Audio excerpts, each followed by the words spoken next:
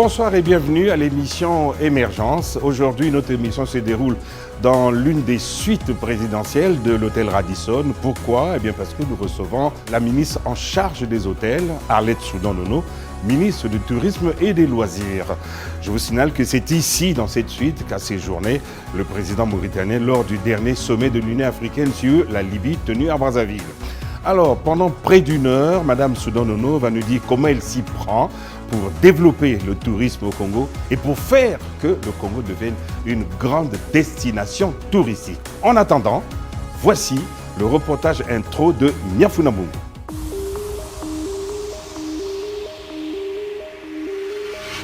Le tourisme désigne à la fois une migration, le fait de voyager pour son plaisir hors de son espace du quotidien, des lieux de vie habituels et d'y résider de façon temporaire, mais aussi un secteur économique important qui comprend l'ensemble des activités liées à la satisfaction et au déplacement des touristes. Le tourisme, une activité économique majeure, un secteur en pleine mutation. Le loisir, pour sa part, est considéré comme l'activité que l'on effectue durant le temps libre dont on peut disposer, secteur susceptible d'intéresser les investisseurs, les parcs de loisirs et d'attractions, le développement des sites touristiques et côtiers, la création des parcs zoologiques, d'indéniables atouts de développement d'un tourisme durable. Nommée ministre du Tourisme et des Loisirs en avril 2016, il y a bientôt une année, Arlette Soudan-Nono a hérité d'un département pas tout à fait compétitif, malgré toutes les opportunités qu'offre ce secteur. Le tourisme, après tout, s'adapte avec l'évolution des modes de transport, le développement de l'hôtellerie et la restauration, sans être exhaustif. Or là-dessus, il y a bien du boulot à faire. Il existe bien sûr des faiblesses et des handicaps, tels que l'inefficacité de certaines prestations des acteurs du secteur touristique due à l'inorganisation, au manque de professionnalisme et à la méconnaissance des sites, la faible valorisation des sites touristiques, la faible consommation des produits touristiques congolais par les Congolais eux-mêmes, l'absence de parcs zoologiques, etc. C'est donc pour impulser une nouvelle dynamique à ce secteur clé de l'économie congolaise que le nouveau locataire de ce département a entrepris un certain nombre d'initiatives et de réformes, parmi lesquelles l'installation des BIT, les bureaux d'information touristique au sein des aéroports du Congo, l'édition et la distribution d'un guide touristique du Congo en français, en anglais et en chinois, la réactualisation des textes organiques régissant le ministère du Tourisme et des Loisirs, la construction des gîtes ruraux pour valoriser le tourisme rural, le lancement du tour de ville pour promouvoir le tourisme urbain dans la ville de Brazzaville, la rationalisation du paiement de la taxe touristique pour des raisons de traçabilité et de maîtrise des recettes. Le ministère du Tourisme a fait obligation aux promoteurs d'hôtels de payer la taxe touristique par chèque ou par virement bancaire dans un compte ouvert à la Banque postale du Congo. Tout au long de ces 10 premiers mois d'exercice réel, Arlette Soudan-Nono dit avoir été confrontée à quelques difficultés inhérentes au vieillissement du personnel, au manque de qualification des jeunes recrues de petits blancs-becs, au manque de culture du tourisme. C'est pourquoi, dans le cadre de la promotion du secteur du tourisme et des loisirs, elle projette entre autres de poursuivre la finalisation du cadre institutionnel et réglementaire, de parvenir à la classification des établissements touristiques et hôteliers et ceux des établissements de loisirs. Le recrutement des professionnels du tourisme et des loisirs, ce n'est pas tout. Il y a aussi ce cinglant rappel à l'ordre, la réaffectation des cadres et agents de l'enseignement détachés au ministère du Tourisme et des Loisirs à leur ministère d'origine pour des besoins de services publics.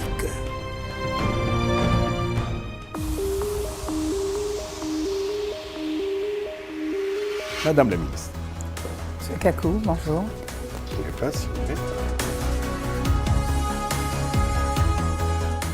Arlette Soudan, Nono, merci beaucoup d'accepter notre invitation. Une invitation qu'on a dû reporter plusieurs fois pour des raisons de calendrier, d'emploi du temps, c'était vraiment indépendant de votre volonté. Une question pour ouvrir cette émission. Madame la ministre ou Madame le ministre? Parce que souvent nous avons un petit débat avec les ministres femmes. Je vous remercie déjà pour cet accueil très chaleureux.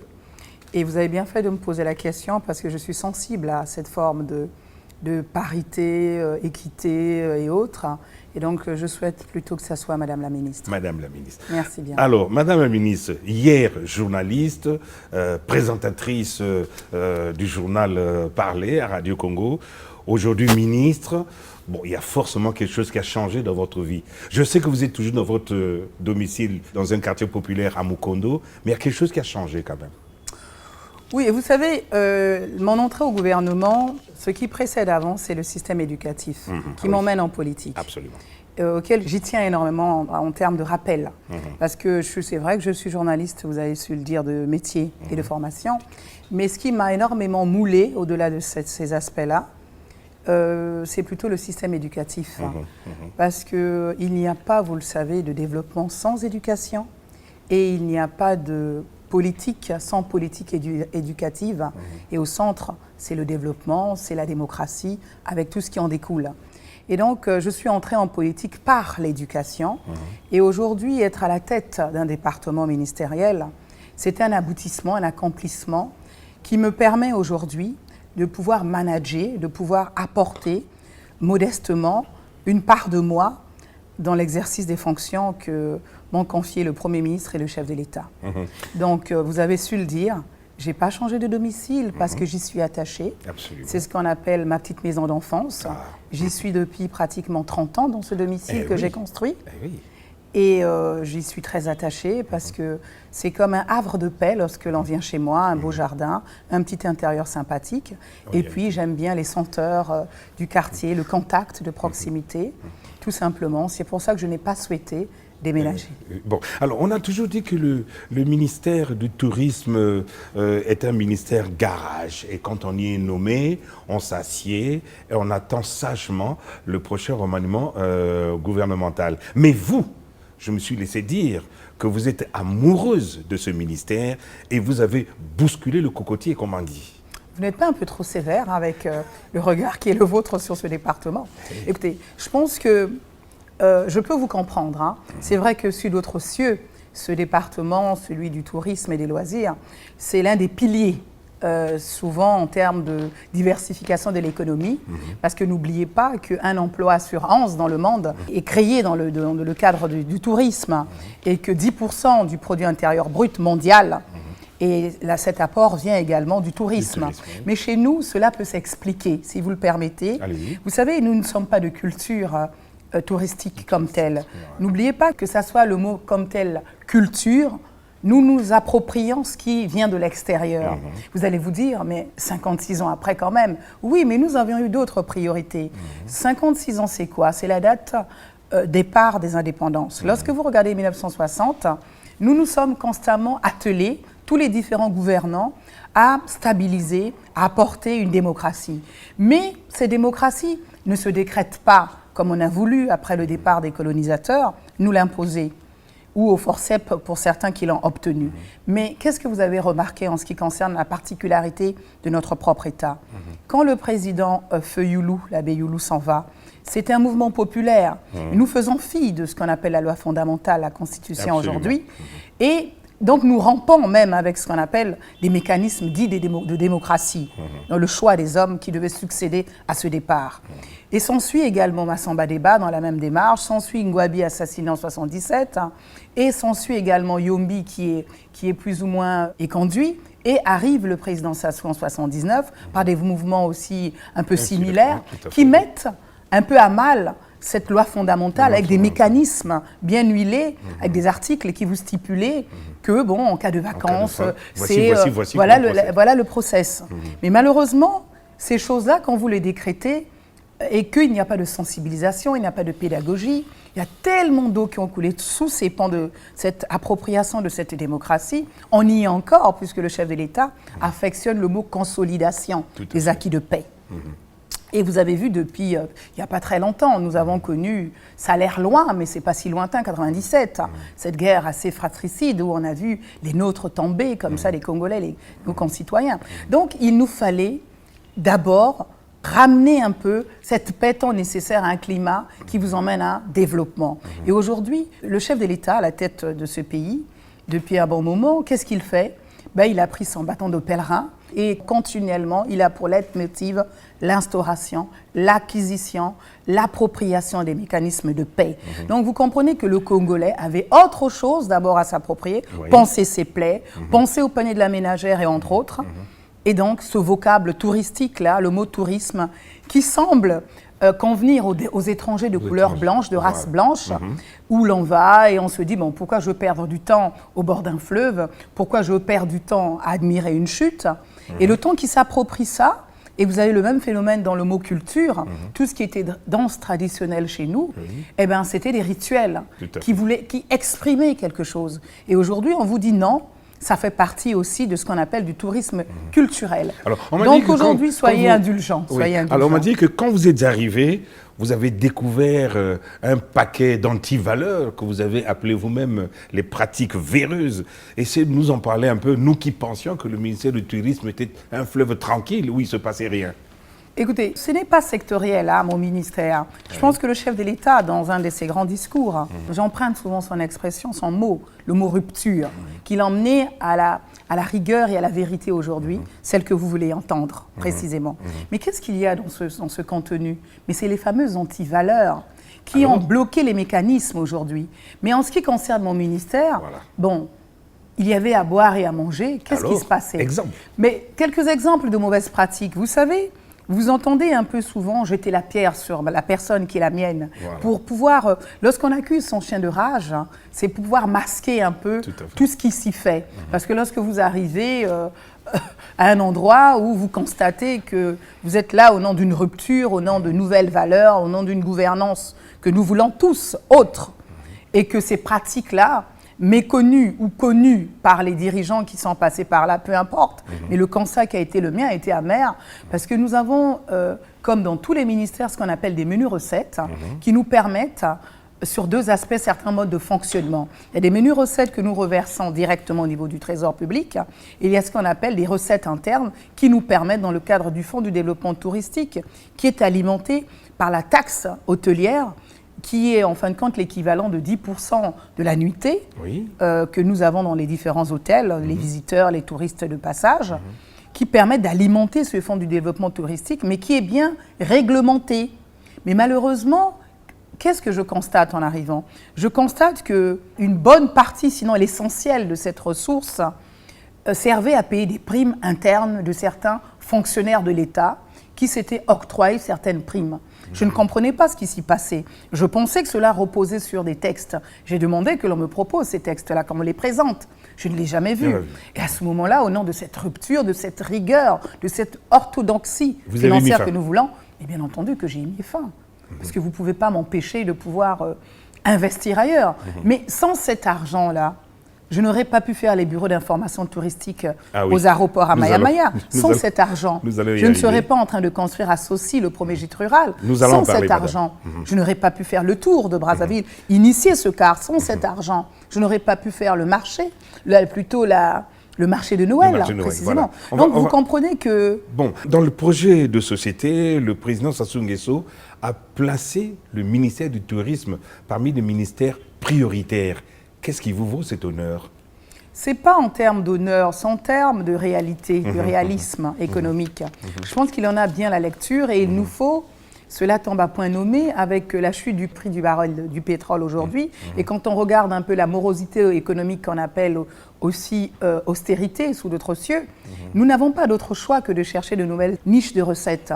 Et aujourd'hui, dans le cadre de cette diversification de l'économie, mon secteur, celui du tourisme et des loisirs, fait évidemment partie de ces leviers qui, lorsque l'on investit, lorsque l'on booste, ce secteur permet d'engranger tout de suite une nouvelle économie tout de suite, une nouvelle recette assez rapidement. Mais il nous faut investir dans des infrastructures tout de même. Alors, comment ça se présente, ce ministère prioritaire? Comment on fait pour que ça soit un ministère prioritaire? Écoutez, il va falloir que nous puissions déjà l'avoir reconnu en tant que secteur qui puisse apporter, dans le cadre d'une diversité déjà de l'économie, son apport, qui n'est pas négligeable. On nous demande, en fin de compte, d'apporter près de 10% du PIB d'ici 2021. Nous avons mis en place un programme d'activité. Nous travaillons déjà sur le plan des capacités, de la gestion des ressources humaines, sans lesquelles vous pouvez avoir toutes les infrastructures, nous ne pourrons pas. Nous avons des projets avec des partenaires. Nous sommes en train de revoir nos différents budgets. Nous sommes en train, vous l'avez compris, en train de promouvoir la destination Congo comme telle, parce que depuis fin avril, début mai 2016, nous avons enfin une stratégie nationale du tourisme qui n'existait pas. Donc j'en suis dans la mise en œuvre. Ce document va être remis officiellement au chef de l'État par le secrétaire général exécutif de l'Organisation mondiale du tourisme, je pense, avant le mois de juillet, qu'il va nous faire l'honneur de nous rendre cette visite au Congo, Brazzaville, et qui s'adressera certainement également au Parlement pour expliquer ce que c'est que la place du tourisme, pas simplement au Congo, mais dans la place mondiale, parce que l'Organisation mondiale du tourisme, c'est l'une des branches des Nations Unies, c'est l'une des organisations des Nations Unies. Et donc nous travaillons avec le partenaire PNUD, nous travaillons avec la Banque mondiale entre autres, pour booster, pour apporter, mais vous avez su le dire, il nous faut vraiment avoir le nerf de la guerre. Tout à fait. Bon, madame, je ne veux pas vous jeter des fleurs, mais je dois avouer que en 10 mois d'exercice, car ça fait 10 mois que vous êtes là, vous avez pris beaucoup d'initiatives, vous avez beaucoup bougé. Alors, essayez d'en parler un peu. Qu'avez-vous fait depuis que vous êtes là? Écoutez, en arrivant, la première des choses que j'ai faites, d'abord, je vais vous faire une petite anecdote. Vous savez, les gens sont souvent surpris un peu de la difficulté que j'ai d'avoir des bons collaborateurs. Ah oui, parce que... Je vais commencer par là. Vous n'avez pas de directeur de cabinet à ce jour. Je n'en ai pas nommé un depuis que je suis à la tête, nommé de façon confirmée. Parce que le directeur de cabinet est la cheville ouvrière à mon niveau, il est mon coordonnateur, comme le stipulent ses attributions. C'est celui qui coordonne, qui prépare et qui me permet d'aller à une décision. Mais lorsque vous prenez des personnes qui ont des profils qui vous donnent envie sur le plan des études et de l'expérience, semble-t-il, et que vous les mettez en œuvre, vous vous rendez compte qu'ils ont des profils, oui, mais que dans la pratique quotidienne, ils n'arrivent pas à vous donner satisfaction. Et au quotidien, vous vous retrouvez dans le rôle de directeur de cabinet à faire leurs tâches. Et au quotidien, ils vous répètent « Ah, excusez-nous, madame, nous apprenons à vos côtés. Ah, excusez-nous, madame, vraiment, avec les antivaleurs, on a mal appris à tel endroit. » Au bout d'un moment, vous piétinez, vous faites du surplace et vous dites « Pour une bonne intégration, au bout de 2 mois, il devrait pouvoir faire ses preuves. » Mais 2 mois après, la personne n'arrive toujours pas. Donc, à ce moment-là, vous êtes obligé constamment de le mettre en doublant, de le perfuser, de le porter. Mais à un moment donné, ça commence à vous porter préjudice. Parce qu'au-delà de ces aspects techniques auxquels il ne vous donne pas satisfaction, il développe d'autres mécanismes, un peu de manque de loyauté, un peu d'hypocrisie. Il se met à travailler contre vous. Et donc, ben oui, parce que moi, je ne connais pas les gens personnellement. Je passe par une agence qui me propose des candidats, qui passent par un SAS, pour éviter justement le clientélisme. Bon, alors, qu'avez-vous fait depuis que vous êtes là?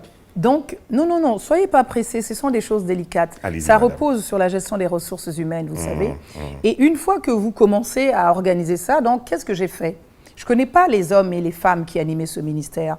Donc, il me faut prendre du temps à la nomination. J'ai fait ce qu'on appelle un audit de la gestion des ressources humaines qui m'a permis de bien comprendre le fonctionnement du ministère, les difficultés, les faiblesses et les forces des uns et des autres.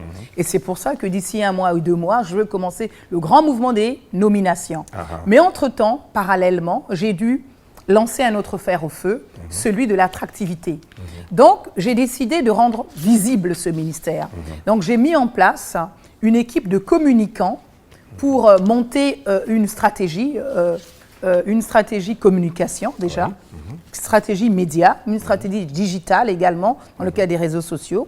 Nous avons donc depuis peu un site internet, Oui. disons plus précisément 2 sites qui n'ont pas du tout la même démarche. Tout ça, oui, parce qu'il y en a un qui est pour l'Office, qui est dédié à l'Office, pour la promotion, et un autre qui est plutôt celui du ministère sur la réglementation et les textes qui le régissent. Et nous avons également, dans le cadre des réseaux sociaux, la page de l'Office. Nous avons Twitter, nous avons Instagram, nous avons un certain nombre de publications, tant celle du ministère, une fois de plus, que celle de l'Office du tourisme. Tout ça pour rendre plus visible votre département. Mais la cerise sur le gâteau, ça a été d'offrir à tous les visiteurs, tant du tourisme interne qu'extérieur, un endroit, un lieu où l'on peut se renseigner. C'est ce qu'on appelle les bureaux d'information touristiques. Voilà. C'est une grande première. Hein. On n'a jamais vu ça. Mais cela s'est imposé, M. Kakou. Vous ne pouvez pas parler d'une destination touristique sans pour autant donner un lieu d'information au grand public. Moi, lorsque je me déplace, je passe dans un moteur de recherche, à l'image de Google, sans en faire la publicité, j'entre une destination et je me connecte sur le bureau d'information touristique ou sur le site de ce ministère pour avoir quelques informations, tant sur l'économie, tant sur les lieux à visiter, parce que dans le cadre du tourisme, il y a le tourisme d'affaires, de congrès, sportifs, de santé, de découverte et autres, j'en passe. Voilà. Donc, il me faut déjà savoir où je vais. Donc, j'ai accéléré les choses. Donc, au bout de 3 mois, le Premier ministre, chef de notre exécutif, m'a fait l'honneur avec tous mes collègues du gouvernement, les ministres d'État qui sont venus, plusieurs personnalités que je salue et que je remercie, des partenaires qui nous ont donc assistés dans l'inauguration de ces 2 premiers bureaux d'information. Où est-ce qu'ils sont situés? En fin de compte, il y en a un aux arrivées à Maya, à l'aéroport international, et un deuxième au départ. Au départ. Voilà. Et donc, qu'est-ce que vous y trouvez? Vous trouvez des produits d'appel comme des guides touristiques. Des guides, des livres en français, en anglais, en chinois, et puis un peu d'histoire, des cartes postales. Et nous sommes en train d'étoffer un peu la gamme, un peu des produits d'appel que nous aurons là.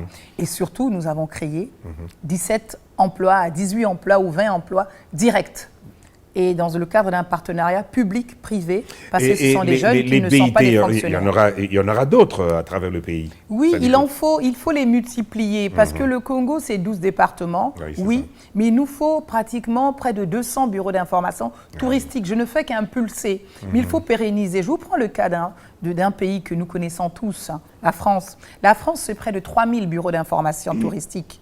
Parce qu'au travers des départements, vous avez des districts. Voilà. Et chaque district, c'est une destination touristique avec des sites potentiels et autres à exploiter et à rendre visibles. Donc, il faut que les gens sachent ce que c'est. Et donc, je vais m'atteler petit à petit à y implanter des gîtes et des bureaux d'information touristique. Et là, dans le cadre du département du Niari, que je prends comme département pilote, nous sommes en train d'installer un gîte rural, mais attenant à ce gîte, nous avons un bureau d'information touristique. C'est quoi un gîte rural?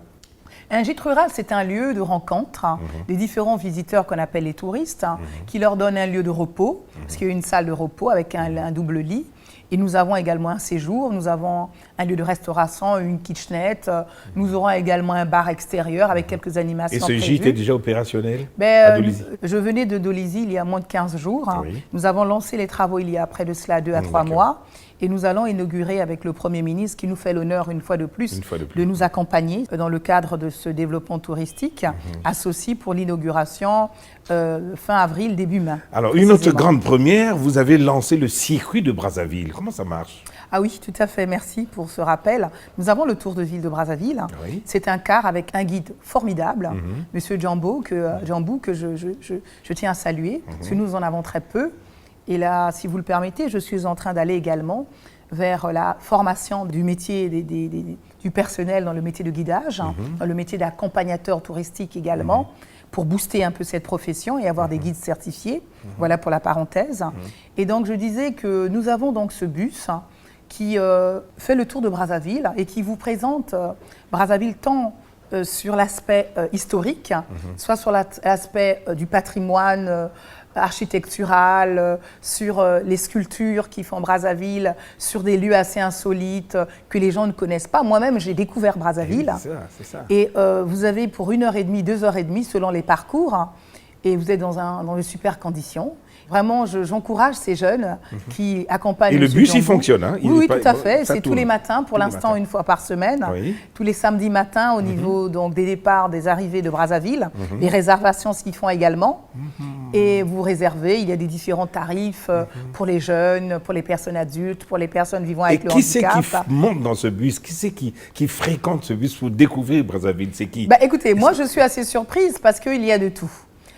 Il y a des Congolais eux-mêmes, des Congolais aussi. Congolais qui découvrent leur capitale, qui découvrent certains endroits qu'ils ne connaissaient pas. Ils y passent devant, mais ils n'en connaissent pas l'histoire. Voilà, c'est ça. Et vous avez beaucoup d'étrangers de passage à Brazzaville, les diplomates, beaucoup de personnes évoluant dans les organisations internationales implantées ici, beaucoup de touristes qui, arrivant à Brazzaville, au travers de la publicité que nous avons à la télévision, se rendent compte que nous avons un bureau d'information touristique, s'y approchent, et c'est là, à ce moment-là, qu'ils découvrent, et même dans le cadre des réseaux sociaux, où nous avons une publicité qui passe en boucle. Et alors voilà comment ils découvrent un peu petit à petit. Vous avez organisé ce que vous avez appelé le village de Noël sur l'avenue de la Patte d'Oie. Alors, quel était l'objet de ce village de Noël et quel bilan vous en avez dressé? Plus précisément, le terme, c'est le marché de Noël, si vous permettez. C'est quelque chose que nous avons emprunté à une autre culture. Cela, c'est, en fin de compte, c'est une tradition allemande que les Français se sont appropriée. Et c'est un lieu de grandes rencontres et d'échanges où vous mettez l'artisanat au centre, où vous avez de la restauration, ce qui permet aux uns aux autres de s'acheter quelques objets de fin d'année en cette période festive. Et puis, nous avons voulu apporter une touche qui est la nôtre en apportant du loisir pour les jeunes, les enfants, en apportant des orchestres qui s'y produisaient, en apportant une touche un peu particulière à cette démarche. Et nous avons eu des ambassades comme l'ambassadeur de France et autres qui nous ont suivis dans ce projet. Nous avons eu beaucoup de partenaires congolais qui ont souscrit avec des stands. Et nous avons eu à ce stade, après les retours des statistiques que nous avons eues aujourd'hui, après de 3 à 4 semaines, nous avons eu pratiquement, selon les statistiques, près de 70 000 visiteurs sur le marché de Noël. Et donc moi j'invite les municipalités généralement qui normalement organisent cela à s'y approprier. Nous pour notre part, nous allons essayer de faire la 2e édition l'année prochaine. On a déjà pris rendez-vous avec les Congolais, les Brazzavillois, plus précisément. Mais au-delà des Brazzavillois, on s'est rendu compte que tous les vacanciers de passage dans la capitale, venant de l'intérieur, toutes ces familles ont répondu à ce rendez-vous.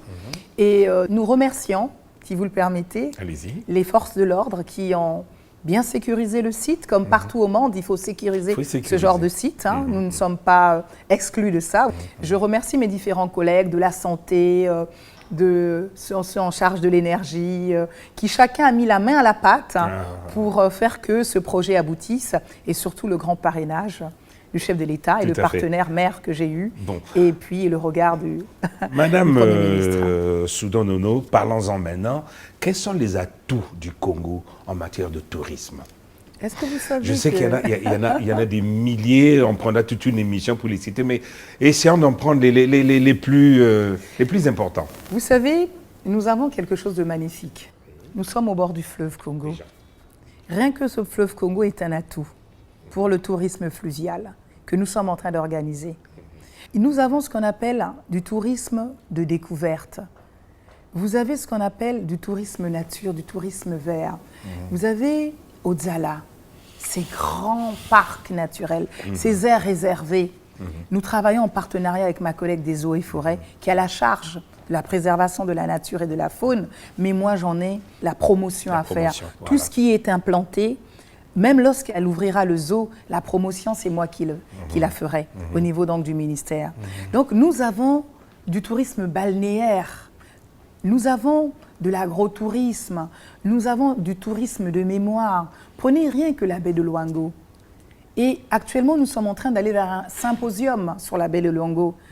Nous avons une commission en place, mais rien que cette traite négrière que nous ne mettons pas suffisamment en lumière, quand nous savons qu'aux États-Unis, un Américain sur 1000, si nous procédons à des ADN, cela est prouvé pratiquement par rapport à des grands scientifiques qui ont fait des recherches, viennent du Congo-Brazzaville. Mais cela est méconnu même des Congolais. Nous avons la piste aux esclaves avec ce tourisme de mémoire. Nous avons Yoro qui était aussi un départ de ce tourisme de mémoire, cette période un peu difficile de notre pays avec la traite négrière. Vous retrouvez un peu tout ça un peu au travers du Congo. Vous avez aussi ces grottes qui permettent aujourd'hui de découvrir que nous avons des grottes avec des images rupestres. Ah bon? Ben oui, vous avez des grottes avec des cavités qui ont permis à nos aïeuls d'avoir vécu là, même là dans les plateaux. Vous avez ces magnifiques chutes que vous retrouvez un peu partout sur l'ensemble du département. Vous avez des marées salantes au Congo. Vous avez ce magnifique parc que je n'ai pas cité de Konkwati. De Konkwati, oui. Oui, vous avez le lac Nanga du côté de Pointe-Noire. Et je préfère ne pas tous les citer. Et il paraît que le département du Niari, à lui tout seul, compte près d'une centaine de sites potentiels. Ça, tout le Congo compte pratiquement autant de sites par département. Je suis en train d'en faire les inventaires. Vous ne pouvez pas vous imaginer ce qu'on y découvre comme sites connus et méconnus. Mais n'oubliez pas que dans notre tradition, les lieux d'eau comme partout ailleurs, comme dans la tradition, dans la culture japonaise, cela porte une histoire avec des sirènes, avec des choses assez mystiques qu'il nous faut expliquer, avec des sources d'eau où nos ancêtres s'y baignaient, où ils baignaient les uns et les autres pour des purifications, pour laver. Et lorsqu'on vous raconte, on vous explique, rien que ce lieu en fait un lieu touristique. Et l'autre jour à la télévision, vous nous avez fait découvrir un cratère à Dolisie. Un cratère provoqué par quoi? Vous savez, c'est un cratère naturel qui s'est fait par une érosion apparemment naturelle parce qu'il n'y a pas eu d'études sur ce lieu où nous gagnerions à avoir des spécialistes qui y passent. Mais ce qu'on ne nous a pas dit dans le cadre de ce reportage, ce que nous a dit le chef de village, c'est que les anciens allaient justement faire des incantations avec des enfants malades, avec des adultes qui étaient malades à ce lieu-là. Parce qu'il y a comme, de loin on ne l'a pas vu, une source d'eau qui jaillit en fin de compte du centre de ce cratère béant et qui permettait cette eau de purifier, de soigner et de guérir. Rien que le lieu en lui-même vous permet déjà de faire ce qu'on appelle des randonnées pédestres. Vous voyez? Et puis nous avons quelque chose du tourisme sportif au travers de toutes ces installations sportives que nous avons, que nous ne connaissons pas. Il faut que nous nous inscrivons dans des lieux en ligne, des sites en ligne, pour pouvoir vendre ces espaces. Nous avons également du tourisme de congrès, avec ces grands centres de conférences. Alors, comment allez-vous faire, madame, pour faire que le Congo devienne un Eldorado touristique? Ce sont vos propres termes. Comment allez-vous faire pour faire que le Mexicain, le Malaisien, l'Indonésien prennent ses valises et viennent visiter Brazzaville? C'est vrai que nous avons des touristes ici, mais c'est du tourisme, comme vous avez dit, le tourisme de congrès, d'affaires, de sport et tout. Mais on n'a pas le touriste pur qui vient pour se promener. On n'en a pas encore. Comment allez-vous faire? Il y en a quand même, on en a près de 500 000 à 600 000 selon les statistiques. Et là, d'ailleurs, je suis en train de restructurer ce département, capitale, parce que lorsque les investisseurs veulent venir, la question qu'ils se posent, c'est quels sont les chiffres qui permettent d'être une destination. Et donc, aujourd'hui, nous nous attelons dans les infrastructures, dans le cadre de la diversification de cette économie. Il va falloir que nous investissions, par exemple, à la Lufulakari. Nous cherchons des partenaires à qui nous allons simplement proposer, sous certaines conditions, l'utilisation et l'occupation de ces lieux. Et nous sommes en train de préparer ce qu'on appelle les appels d'offres, tant sur le plan national que sur le plan international, à l'image du lac Nanga et autres. Et nous sommes également en train de chercher à implanter 3 grands lieux de loisirs au travers des parcs d'attractions. Nous cherchons également là des partenaires, parce qu'il faut savoir qu'il nous faut un minimum d'infrastructures pour booster ce secteur au travers des partenaires privés, pour qu'ils s'inscrivent un peu dans cette dynamique. Parce que le Congo, c'est plusieurs agences de voyage qui vendent des circuits touristiques déjà. Oui, est-ce que vous avez un regard sur ces agences de voyage? Parce c'est aussi le tour et des champignons. Vous savez, je suis un peu en train d'organiser tout ça, parce que nous avons tout plein de choses qui se font déjà, mais les gens travaillent un peu, c'est un mot qui choque, mais qui dit ce qui est, de façon clandestine, parce qu'ils ne veulent pas être... payer les taxes, ils ne veulent pas être en conformité avec l'État, ils n'ont pas de règlement, ils n'ont pas d'agrément, ils n'ont pas d'autorisation pour certains majoritairement. C'est ce que je déplore. Et nous avons donc commencé ce travail. Et là, j'ai déjà beaucoup de partenaires qui ont commencé à faire ces demandes de renouvellement, d'autorisation ou d'agrément provisoire ou définitif. Et là, la semaine prochaine, j'ai une grande rencontre, maintenant que je suis plus ou moins en train de finaliser avec le monde de l'hébergement. Je suis en train d'aller vers les agences de voyage, les tours opérateurs, les restaurateurs, ceux qui sont en charge sur le plan des loisirs, des nightclubs, des casinos, de tout ce qui est sport nautique, qui est méconnu, de tout ce qui est brasserie, c'est-à-dire VIP, restaurant. Et tout ça, c'est moi qui, plus ou moins, encadre et tout ça qui délivre ces différentes autorisations. Donc, je suis en train de restructurer un peu tout ça, refaire les inventaires, parce qu'il y a eu perte un peu de ces choses-là, que le président a appelé, je vous le rappelle, rupture, qui nous emmène donc à la rigueur aujourd'hui et à la vérité. Alors nous donc, savons, madame, il faut vraiment que nous nous disions ces choses-là. La capacité hôtelière du Congo est très significative aujourd'hui, ça on ne peut pas s'en cacher. Comment vous faites pour les classifier en 2, 3, 4, 5 étoiles? Vous faites comment? Écoutez, cela s'impose une fois de plus. Il y a un texte de 1974, si je ne me trompe, qui essaie de réglementer à l'époque. Mais ce texte a atteint ses limites et il y a quelques articles qui sont devenus obsolètes avec le temps. Donc nous sommes en train de refaire une revue de la classification hôtelière, très importante.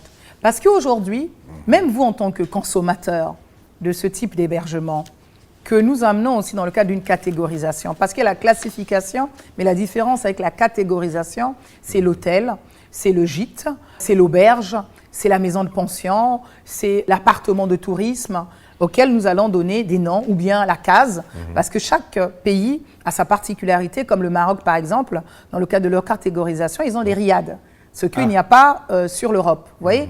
Donc nous, on ne sait pas encore à peu près, on est en train d'y travailler. Mais ça veut dire quoi? Nous apportons des normes qui vous disent quoi précisément? Sur à peu près un critère comme ça, de 300 à 400 questions, où nous vous disons, il vous faut, par exemple, pour avoir une étoile, pour que je puisse vous signer, vous certifier, vous délivrer cette étoile, on va peut-être aller de 1 à 5 étoiles, il vous faut, par exemple, avoir tant de mètres carrés pour la réception, il faut mettre le comptoir d'accueil à tel endroit, il faut les prises d'électricité là, il vous faut par exemple dans votre chambre l'air conditionné, il vous faut par exemple dans votre chambre un lit d'une certaine largeur, un espace à tant de mètres carrés, il vous faut pas seulement du côté du back-office avoir une forme de réglementation bien définie, mais il vous faut aussi du côté il y a le front office, mais il y a aussi le back office avec ce qui relève des cuisines. Souvent, lorsque vous y mettez le nez, là, je suis malheureuse. Qu'est-ce que nous avons relevé au travers des images, au travers des commentaires? Mais j'ai eu froid dans le dos. Vous avez des gens, des hôteliers ou des restaurateurs, lorsque vous y entrez dans l'hôtel, la première approche vous paraît convenable, mais lorsque vous regardez, c'est bourré de mouches. Lorsque vous vous rendez dans les cuisines, vous avez froid dans le dos. Les services d'hygiène ne passent pas. Mon service de contrôle du ministère, il y a eu rupture entre le contrôle. Donc vous avez des gazinières avec une pâte un peu gluante, noire, épaisse, grasse, qui ne donne pas envie. Le consommateur qui est devant ne sait pas ce qu'on lui sert. Il n'y a pas de lieu pour le personnel y travaillant, des lieux de repos ou de restauration. Donc tous ces aspects permettent que l'on vous délivre ou pas une étoile selon la première catégorie, plutôt première étoile, deuxième étoile. Et puis, vous avez des grandes enseignes qui, elles, ont pris déjà cette classification extérieure et ont travaillé déjà dans ces étoiles, plutôt dans ce sens, ce qu'on appelle les grandes chaînes. Vous voyez ? Et nous en avons heureusement comme ça au Congo. Qu'est-ce que nous allons faire au travers de cette classification? Nous allons devoir délivrer des panonceaux du ministère du Tourisme et des Loisirs, seule habilité à les délivrer, qui vous garantissent que l'hôtel a été classifié et qui vous rassure et qui vous confirme de la conformité de ce qui est dit, qui a été décerné et même de ce que vous y trouvez en ligne sur Internet. Parce que pour éviter de la publicité mensongère, et ceux qui n'auront pas ce panonceau, ça veut dire que ça sera des hôtels non classifiés. Et lorsque vous prenez le risque de ne pas être classifié, vous avez certes l'agrément, oui, mais vous n'aurez pas de la clientèle, parce qu'elle ne va pas aller dans un coupe-gorge. Parce que même sur le plan de la sécurité, vous n'allez pas aller dans un hôtel qui n'est pas reconnu, classifié, donc qui n'a pas de panonceau. Donc aujourd'hui, même les hôteliers, comme les restaurateurs, ceux des deux sont liés, aujourd'hui, au rang des panonceaux, petit à petit, nous allons réglementer cela, comme les agences de voyage, comme les tours opérateurs, et au bout d'un moment, tous ceux qui ne seront pas en conformité avec la loi, ils seront certes non classés, oui, mais moi je travaille avec les personnes qui font des enregistrements en ligne, qu'à la fin, lorsque nous aurons fait aboutir toute cette classification, qu'est-ce que nous ferons? Nous demanderons à tous ces prestataires qui font de la réservation en ligne de ne pas prendre en compte ceux des hôteliers ou des restaurateurs ou des agences de voyage, des tours opérateurs, des nightclubs que nous n'avons pas validé. Alors maintenant, on parle d'une taxe touristique. À combien s'élève-t-elle et puis elle sert à quoi? Vous savez, il y a la taxe touristique, mais il y a la taxe hôtelière. Hôtelière, voilà. Bon. Les deux permettent, au-delà de différentes taxes, d'alimenter le fonds du développement touristique, qui en fin de compte est un fonds au développement de l'industrie touristique dans le cadre d'un projet avec un partenaire. Lorsque des partenaires viennent, souvent, ils vous demandent quel est l'apport de l'État. Mais pour notre part, actuellement, comme ce fonds-là ne se chiffre pas en centaines de milliards, parce qu'il faut avoir quand même un seuil, un plafond qui permettent d'accompagner des partenaires, ces taxes-là nous permettent donc d'alimenter ce fonds, oui, et qui nous permet de faire des investissements internes qui, aujourd'hui, permettent de donner une forme d'attractivité. Je vous les ai cités tout à l'heure, les BIT, le Tour de Ville, le marché de Noël, les gîtes qu'on est en train d'implanter, et nous cherchons des partenaires pour nous accompagner. Parlez-nous un peu du projet du président Sassou Nguesso de relooker le bord du fleuve Congo, de redonner vie au bord du fleuve Congo. Écoutez, dans la politique du président, il y a une politique touristique qui est antérieure à ma venue à la tête de ce département. Pour prendre le cas présent, le cas précis là que vous venez de citer, je vous prends l'exemple du fleuve Congo. Le fleuve Congo, pendant longtemps, nous donnions dos au fleuve. Aujourd'hui, nous voulons nous retourner vers le fleuve. Et vous avez l'hôtel où nous sommes ici aujourd'hui, le Radisson, qui se retourne vers le fleuve avec cette belle véranda. Vous avez le Kapinski qui va s'installer. Vous avez le Felbo, avec le Felbo Suite qui est là, avec ses appartements et tout ça, que les gens ne connaissent pas un peu, mais qui est en forme de vague, qui se retourne. Et d'ailleurs, soit dit en passant, c'est le seul hôtel qui aujourd'hui soit aux normes. Ce n'est pas pour faire de la publicité, mais qui a ce qu'on appelle le label vert. Qu'est-ce que ça veut dire? Le label vert, ça veut dire, nous parlons également de durabilité, c'est-à-dire de l'énergie que nous devons utiliser sans polluer et autres. C'est le seul établissement hôtelier du Congo pour l'instant ayant toutes ces différentes certifications. Voilà. Et nous avons aussi dans le prolongement le futur Hilton. Et le souhait du chef de l'État, ses orientations précisément, c'est que nous déplacions le beach actuel, nous le décalions pour permettre aux futurs hôteliers qu'on appellera l'Hilton de se retourner. Quel sort vous réservez à l'hôtel Cosmos? C'est de ça qu'il s'agit. Nous attendons un partenaire qui viendrait de la Namibie pour implanter un hôtel Hilton. Et pour cela, il faudra déplacer le beach. C'est le souhait du chef de l'État, ce sont ses orientations. Donc il me faut aller à une interministérielle avec mes collègues de l'intérieur pour des questions de frontières, mes collègues du foncier, mes collègues de la justice, du fluvial et mon collègue du portefeuille public, celui des finances. Et sous la conduite donc du Premier ministre, il doit tenir une interministérielle pour que nous puissions faire aboutir les orientations du chef de l'État afin de faire venir le partenaire qui est dans l'attente afin de pouvoir implanter ce projet. Alors dans vos projets, madame, on dit que vous voulez créer... Et puis n'oubliez pas un dernier aspect, la marina qui se construit actuellement. Sous le donc viaduc. Donc voilà à peu près. Et puis vous avez le Mamiwata déjà qui l'a compris, qui était précurseur, qui donnait déjà sur ce beau fleuve Congo. Et puis vous avez ce magnifique... Je vous le donne dans le mille. Allez-y. Vous ne l'avez pas? Si, allez-y. Vous avez ce pont du 15 août qui en lui, qui est juste derrière vous. Qui a lui tout seul. Nous avons là notre tour Eiffel. Nous avons là notre arc de triomphe. Comment il est envahi le dimanche. Il est magnifique. Allez dans le cadre de nos réseaux sociaux. Vous allez voir quels sont les commentaires qu'il suscite. La fierté que les Congolais ont en s'appropriant. Il fait même partie du décor du journal télévisé de Télécongo. Tout à fait. Mais moi, j'en suis admirative. J'en ai fait un des piliers, sinon la mascotte même, du tourisme congolais aujourd'hui. Alors, vous voulez créer un grand aquarium. Où sera-t-il érigé et qu'est-ce qu'on y trouvera? Écoutez, nous cherchons des financements. Nous voulons le ramener naturellement sur la partie océane, parce que le Congo étant réparti sur le plan du tourisme en 3 territoires, nous avons le territoire de la mer, qui sera dédié justement à un peu tout ce qui relève un peu d'eau, de poissons, de toutes ces espèces que l'on trouve dans l'eau, tout simplement, que nous voulons emmener donc au niveau du département, soit de Pointe-Noire, soit du Kwilu. Et là également, nous cherchons des investisseurs dans ce sens. Il y a un projet de station balnéaire. C'est où? Toujours sur la partie parce que nous avons aujourd'hui près de 172 kilomètres de côte encore vierges. Et donc là, nous sommes en train de travailler avec le partenaire Total, qui est en train de nous faire une étude de faisabilité pour nous permettre d'avoir une marche comme on appelle la marche anglaise, que vous avez à Deauville. Nous voulons l'avoir sur le bord de Pointe-Noire. Nous travaillons avec le maire, avec lequel j'ai un bon partenariat de la mairie de Pointe-Noire également, pour nettoyer, commencer un peu à toiletter un peu ces différents espaces. Et toujours avec le partenaire Total, son directeur général. Nous voulons là également, au-delà du musée Luango qui est en train d'être construit, nous voulons refaire un peu la piste aux caravanes également. Donc nous avons tout plein de projets comme ça avec des différents partenaires qui veulent nous aider dans le cadre de ce développement de cette industrie touristique. Madame, je me permets d'ouvrir une petite page de votre vie privée. Vous êtes mariée à un grand journaliste français, François Soudan, pour ne pas le citer.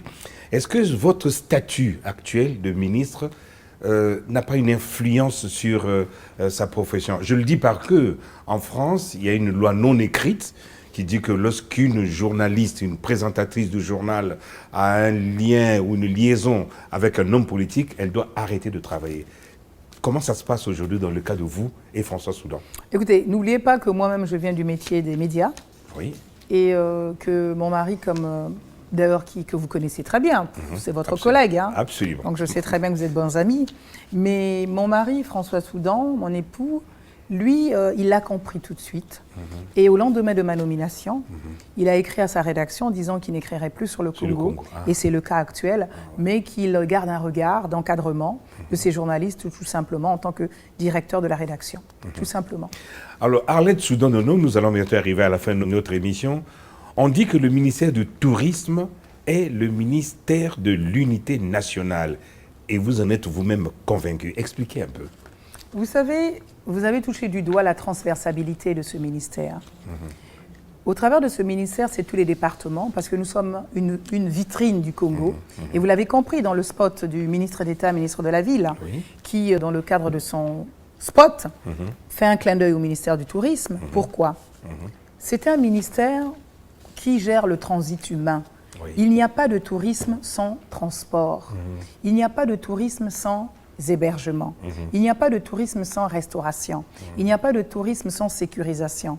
Il n'y a pas de tourisme sans bancarisation. Il n'y a pas de tourisme sans site touristique et j'en passe, sans être exhaustive. Ça veut dire quoi? Lorsque vous allez même dans le cadre du tourisme d'affaires, même en mission, lorsqu'un ministre, peu importe, un citoyen se déplace, même dans le cadre du tourisme d'affaires, qu'est-ce qui se passe? Il va dans un département, il s'y loge, il s'y restaure, donc ça veut dire qu'il consomme. Donc il injecte de l'argent dans l'économie. Dites-moi, à ce moment-là, qu'est-ce que vous faites? Vous agressez la personne qui vient chez vous? Non, vous devez être accueillant, puisqu'il vous apporte de l'argent. Et que fait cette personne quand elle vient, quand elle ne connaît pas votre département? Mais elle découvre. Et qu'est-ce que j'entends souvent? Les gens me disent, dis donc, moi, je suis du Nord, je suis allé dans tel département du Sud. Moi, je suis du Sud, je suis allé dans tel département du Nord. Moi, je viens de l'Est, je suis allé à l'Ouest. Moi, je viens de l'Est, je suis allé à l'Ouest. Mais je ne savais pas que c'était comme ça. Mais au travers déjà des images que vous nous projetez, Madame la Ministre, sur ceci, sur tel endroit, dans la cuvette, vous êtes allé sur la tombe de Jacques Opango, vous êtes allé dans l'école des 3 présidents et autres, vous êtes allé dans le Kwilu, vous nous avez montré un certain nombre de choses. Mais on ne savait pas que cela existait. Mais donc, vous faites découvrir la culture et la diversité qu'il y a dans d'autres départements. Parce que moi, avant le tourisme extérieur, je prône d'abord un tourisme intérieur qui, aujourd'hui, naturellement, va casser ces barrières du repli identitaire, qui sont souvent entretenus. Donc, malgré moi, si vous ne faites pas de la politique, tout citoyen fait de la politique parce que la politique s'invite à nous, que ce soit au sens propre ou au sens figuré. Parce qu'il y a le transit humain. Regardez ces magnifiques routes que nous avons aujourd'hui. Aujourd'hui, vous pouvez partir de Brazzaville jusqu'à Pointe-Noire. Mais combien de départements vous traversez? Et vous découvrez des différentes cultures, tant gastronomiques que le potentiel visuel que vous avez au travers de cette traversée. Rappelez-nous un peu l'anecdote de votre servante, de votre dame de ménage, Ah qui est oui. du poule, que vous avez amené un jour à Oyo. Ah oui, ma pauvre Didine, que j'aime beaucoup, que j'affectionne, qui m'accompagnait à l'occasion d'un de mes voyages, si vous souhaitez que je vous Oui, très rapidement. Très rapidement, était avec moi dans la voiture. Et nous avons entrepris de faire la route Brazzaville-Oyo, précisément dans le département de la Cuvette. Et moi, je ne le savais pas. Elle est de Lumo, elle. Je pense que c'est Lumo.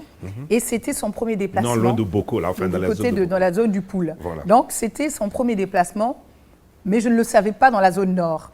Et nous arrivons pratiquement aux portes d'Oyo. Oui. Et elle m'entend dire au téléphone, bon, écoutez, je viens d'arriver à Oyo et puis je vous rappelle tout à l'heure, parce que je ne vais pas tarder à descendre de la voiture. Et je l'entends qui se met à pleurer. Ah, mamé, dans la voiture. Ah bon? Puis je dis, mais qu'est-ce qui se passe? Puis je lui dis, mais Didine, qu'est-ce qui se passe? Et elle me dit, maman, ici vraiment, on me dit que ici au nord, on mange les gens. On nous tue, nous, les gens du sud. Authentique. Elle se met à pleurer. Et elle prend son téléphone, elle appelle un parent, elle était dans tous ses états. Et puis, je me rends compte que cette ignorance, en fin de compte, cette anecdote, au-delà du fait qu'elle nous fait sourire, c'est profond.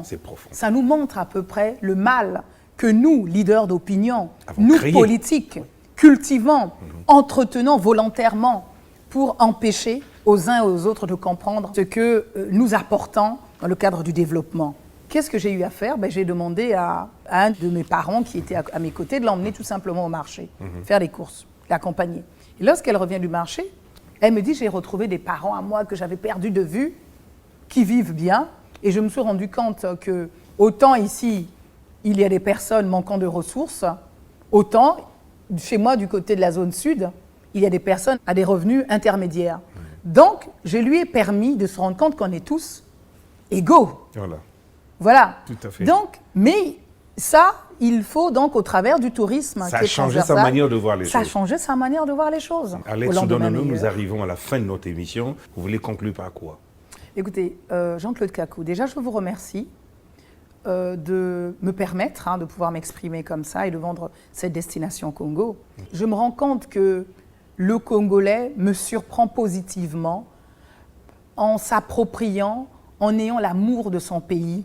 Donc, je tiens à remercier, à saluer toutes ces personnes qui, de près ou de loin, que je connais ou que je ne connais pas, qui contribuent à la visibilité de la destination Congo. Parce que lorsque le tourisme est visible, c'est une économie diversifiée, pas négligeable en termes de création d'emplois, de façon transversale, qui prend forme. Et lorsque nous nous déplaçons dans les collectivités locales, nous injectons de l'argent et donc, en différentes couches, nous créons tant des emplois jeunes que des emplois d'adultes aujourd'hui au travers des métiers de guidage, au travers du tourisme religieux. J'insiste parce que souvent les gens me disent pourquoi elle parle de ce tourisme religieux. Oui, lorsque vous allez en Israël, au mur des Lamentations, lorsque vous allez à Lourdes, lorsque vous allez ailleurs, vous faites ce qu'on appelle, pour ceux qui y croient, ce qu'on appelle du tourisme religieux. Et le Congo aujourd'hui a des différents sanctuaires. Vous en avez un dont parlent souvent les différents papes, et plus précisément le pape François à Louvakou.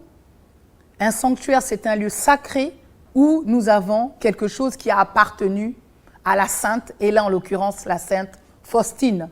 Et nous avons du côté de l'Ebanda également, parce que n'oubliez pas que je m'appuie sur le département du Niari comme département témoin. À l'Ebanda précisément, nous sommes en train de vouloir implanter un grand chemin de croix.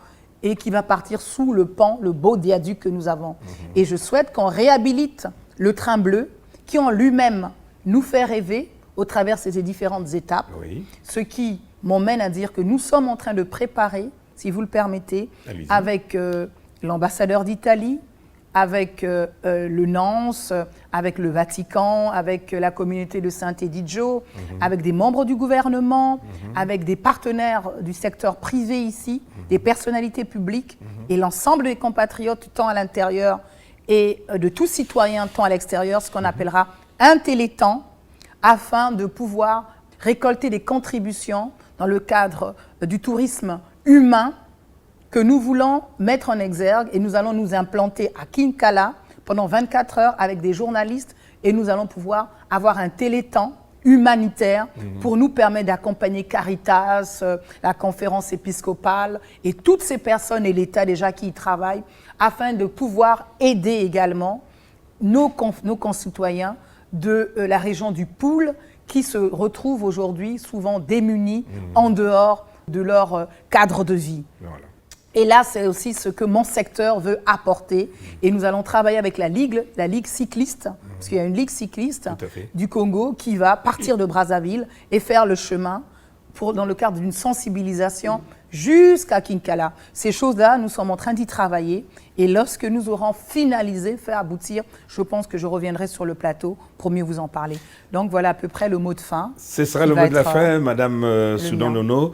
Je vous rappelle que nous avons reçu Mme Arlette Soudan-Nono, ministre du Tourisme et des Loisirs, qui nous a parlé de ses projets, de ce qu'elle entreprend en ce moment pour faire que le Congo devienne une grande destination touristique. Madame la ministre, merci une fois de plus.